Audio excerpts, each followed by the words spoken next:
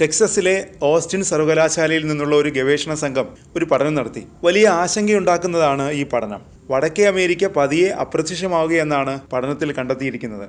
ഈ പഠനത്തിൽ ക്രാറ്റോണിക് തിന്നിങ് എന്ന പ്രതിഭാസത്തെക്കുറിച്ച് വിശദീകരിക്കുന്നു. ദശലക്ഷക്കണക്കിന് വർഷങ്ങളായി ഭൂമിയുടെ ആവരണത്തിലേക്ക് ആഴത്തിൽ പതിഞ്ഞുപോയ ഫാരനോൺ പ്ലേറ്റിന്റെ അവശിഷ്ടങ്ങളാണ് ഈ ഭൗതിക മാറ്റങ്ങൾക്ക് അടിത്തറയാകുന്നതെന്നാണ് ശാസ്ത്രജ്ഞർ പറയുന്നത്. ഭൂമിയുടെ ആന്തരിക ഭാഗങ്ങളിൽ, അതായത് മാന്റിൽ പ്രദേശങ്ങളിൽ നടന്നുകൊണ്ടിരിക്കുന്ന ഈ മാറ്റങ്ങൾ വളരെ മന്ദഗതിയിലാണ് നടക്കുന്നത്. താൽക്കാലികമായി ഭീഷണി വളരെ കുറവാണ്, എന്നാൽ ദീർഘകാലത്തിൽ ഇതിന്റെ ഫലങ്ങൾ വൻതോതിലായിരിക്കുമെന്നാണ് ശാസ്ത്രലോകത്തിന്റെ മുന്നറിയിപ്പ്. നിലവിൽ യുഎസിന്റെ മിഡ് വെസ്റ്റ് പ്രദേശങ്ങളിൽ ഈ ക്രാറ്റോണിക് തിന്നിങ് നേരിട്ട് നടക്കുന്നുവെന്നാണ് ഗവേഷകർ വ്യക്തമാക്കുന്നത്. ഈ പ്രക്രിയയുടെ സവിശേഷത അതിന്റെ മന്ദഗതിയും ദീർഘകാല സ്വാധീനവുമാണ്. ഭൗതികപരമായ മാറ്റങ്ങൾ ഉടൻ കാണാനാവില്ലെങ്കിലും കാലക്രമേണ ഇത് പ്രകടമാകും. വടക്കേ അമേരിക്കൻ ഭൂഖണ്ഡം ആഗോളതലത്തിൽ മൂന്നാമത്തെ വലിയ കരഭാഗമാണ്.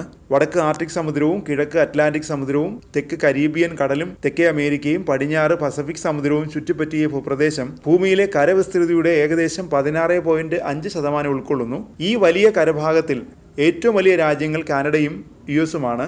വൈവിധ്യമാർന്ന ജൈവസമ്പത്തും സാംസ്കാരിക വൈചിത്ര്യവും ഭാഷാപരമായ സമൃദ്ധിയും കൊണ്ട് ശ്രദ്ധേയമാണ് വടക്കേ അമേരിക്ക. ഭൂപ്രകൃതിയുടെ സ്ഥിരതയെക്കുറിച്ചുള്ള ശാസ്ത്രലോകത്തിന്റെ മുൻധാരണകൾ ഒരു പരിധിവരെ തകർത്തുകൊണ്ടാണ് ഈ കണ്ടെത്തൽ വന്നിരിക്കുന്നത്.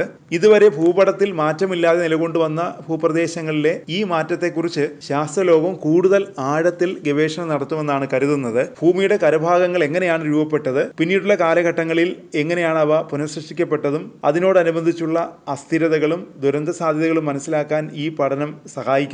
മാത്രമല്ല, ഇത്തരം പഠനങ്ങൾ ഭാവിയിലെ ഭൂമിശാസ്ത്രപരമായ ഭീഷണികൾ പ്രതിരോധിക്കാനുള്ള മുന്നൊരുക്കങ്ങൾക്കും ഗുണം ചെയ്യും. നമ്മുടെ ഭൂമിയിലെ ശാന്തത എന്ന് നിലനിൽക്കുമെന്നാണ് നമ്മുടെയൊക്കെ നിസ്സാരമായ വിശ്വാസം. എന്നാൽ ഭൂമിയുടെ ആന്തരിക ഘടനയിൽ നടക്കുന്ന മാറ്റങ്ങൾ എപ്പോഴും നിശബ്ദമായ ഒരു ഭീഷണി എന്ന നിലയിലാണ് പരിഗണിക്കേണ്ടത്.